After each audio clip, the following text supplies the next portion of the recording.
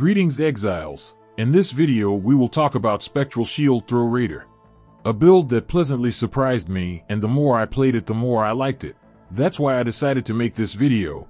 Maybe this build will interest some of you and you'll decide to try it too. As you can see, we have a very good mapping and you can easily do 80 to 100% of Delirium maps. Also, the map clearing speed is very fast.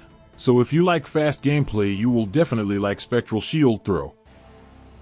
As for single target damage, our DPS is 7 million. If we activate Berserk and our Flask, it goes up to almost 15 million. So you will not have any problems with non-Uber bosses. You certainly can do Uber bosses on this build, but it will not be the best option. The battle will be long and you will have more chances to make a mistake. But if you know the mechanics of Uber bosses well enough, you won't have any problems with them. From the features of this skill, I would like to notice that it's skill shot and you have to aim. At the beginning you can often miss some of your Spectral Shield Throw, especially in boss battles. Also, we use point blank and eye to eye, and so for maximum damage we need to be close to the bosses, which is sometimes very difficult to do. So to use Spectral Shield Throw effectively, you'll need some practice and get used to its mechanics. As for the defense, we have Grace and 73% to evade attacks. Some armor with 46% physical damage reduction. 100% spell damage suppression. 56% chance to block attack damage and 42% chance to block spell damage with glancing blow. Also, we have life and mana leech with some life recovery on kill. It's certainly not an immortal build, but you will very rarely die.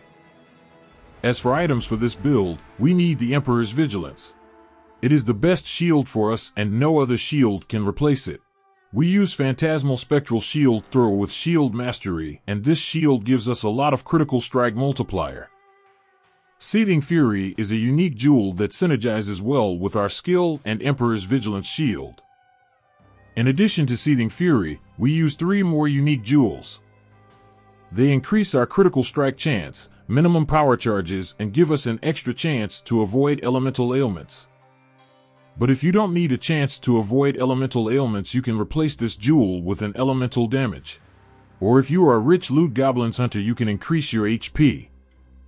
We also need a rapier with the following characteristics. Gain physical damage as extra cold damage. Gain physical damage as extra fire damage. Damage penetrates cold resistance and global critical strike multiplier. The gloves with physical damage converted to cold damage are another must-have item for us. Combined with Cold Mastery, we can fully convert our physical damage into cold damage. Gloves like these can get very expensive, so you can always replace them with Hrimsorrow. And the last key item for this build is the Ashes of the Stars. It's quite an expensive amulet, which is very hard to replace because it allows us to use a lot of auras and also synergizes well with the quality of our skill gems. If I was talking about the cost of items, this build will cost you around 40 to 50 divine orbs. But if this is too expensive for you, in my POB I made a more budget variant of this build. Maybe it will interest my viewers who want to try it but don't want to spend 50 divine orbs.